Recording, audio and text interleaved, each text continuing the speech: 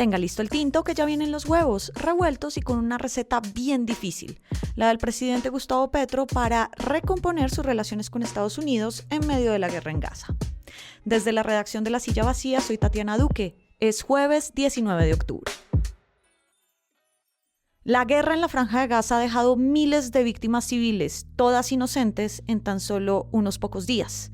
Mientras el mundo mira y las potencias ya van tomando sus bandos obvios, las declaraciones del presidente Petro sobre la responsabilidad israelí en todo esto ya le están pasando factura con el principal socio estratégico y proveedor de ayuda a Colombia, Estados Unidos. Hablamos de repercusiones en plata, en diplomacia y en manejo político.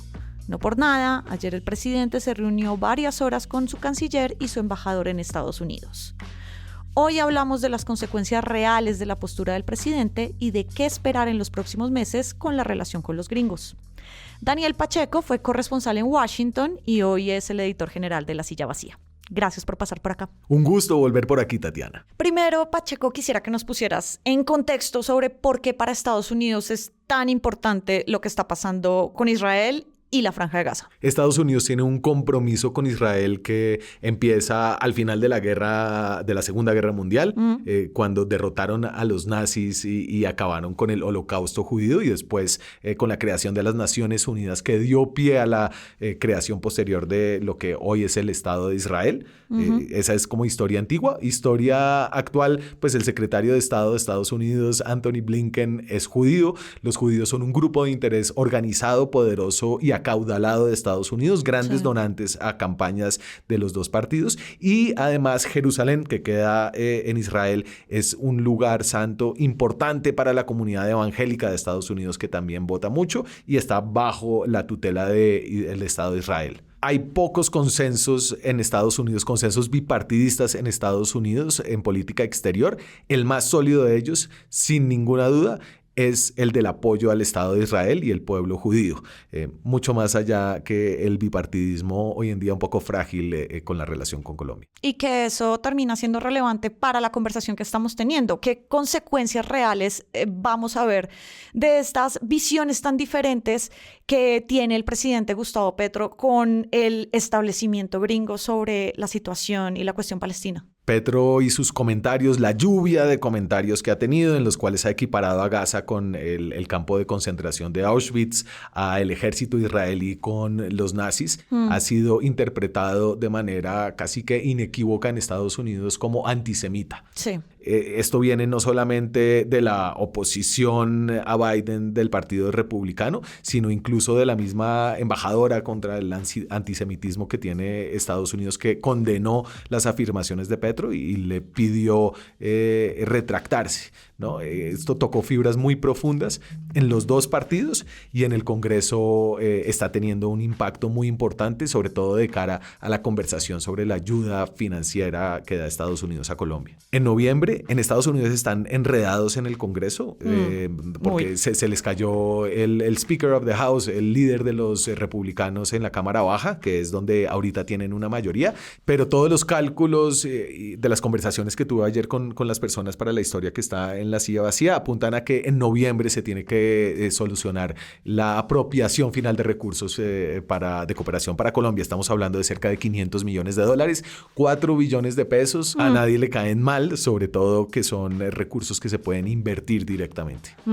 Y hay, digamos que un cambio progresivo del presidente Petro, luego de cientos de trinos, y al menos ha tenido una, si se puede decir, moderación en lo que está diciendo. Pero ¿cómo leen los cercanos a Petro este cambio que ha tenido respecto a la semana pasada y los 100 y pico de trinos con lo que está diciendo ahora? Lo que me han dicho es que el presidente Petro está en una posición más reflexiva. Esto puede cambiar en cualquier momento. Digamos que ayer hubo ya un trino condenando la posición de Estados Unidos en el Consejo de Seguridad, justo cuando está el embajador Luis Gilberto Murillo acá para discutir esa tensa relación que hay ahorita.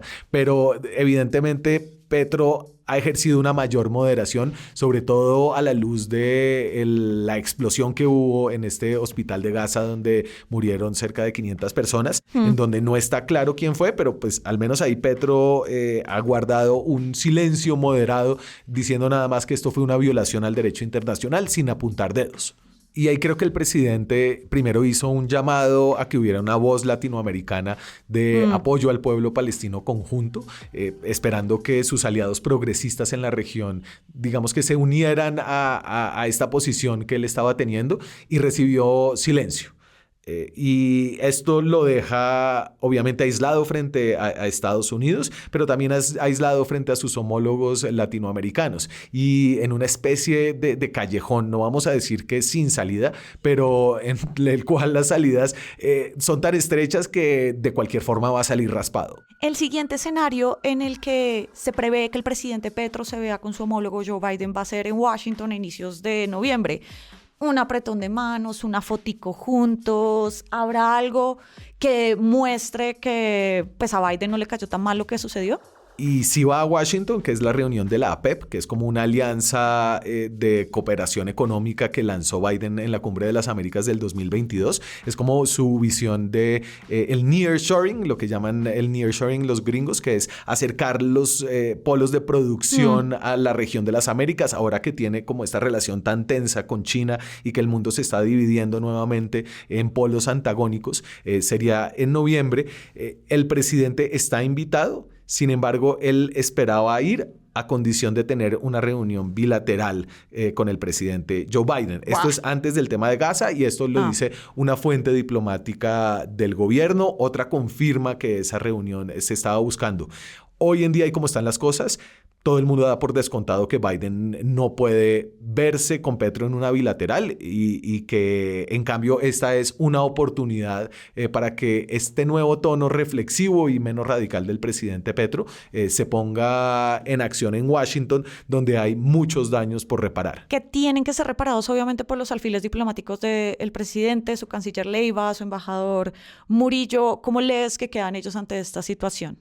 Pues el canciller Leiva ha quedado muy mal porque primero sacó un comunicado que Petro le mandó a borrar y luego salió con una reacción un poco virulenta contra el embajador de Israel en Colombia diciéndole que se tenía que ir, pero luego aclarando que no quería decir que se tenía que ir. Entonces creo que la posición del canciller ha sido errática. Luis Gilberto Murillo no ha dicho nada directamente. La embajada ha llamado un poco a los críticos republicanos del presidente Petro a moderar su lenguaje y a entablar un nuevo diálogo. Creo que el embajador Murillo está aquí en Bogotá tratando de ver cómo repara este daño que para su agenda significa que Colombia podría perder millones de dólares en cooperación y que esa relación bipartidista que había forjado el Estado colombiano con el Congreso de Estados Unidos se va a fracturar aún más. Ya venía un poco fracturada desde el gobierno de Iván Duque, pero podría tener una ruptura aún más grande. Estaremos pendientes entonces de lo que ocurra con este eje y la reacomodación diplomática. Pacheco, gracias por pasar por acá.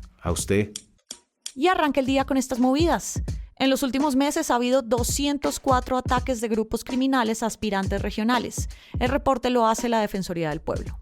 En Bogotá, el candidato a la gobernación de Boyacá y copresidente verde, Carlos Amaya, adhirió al candidato a la alcaldía, Jorge Robledo.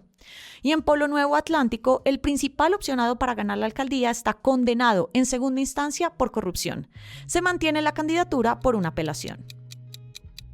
Faltan tan solo 10 días para las elecciones y todo lo que necesitas saber para votar está en la silla vacía, así que elija ser súper amigo.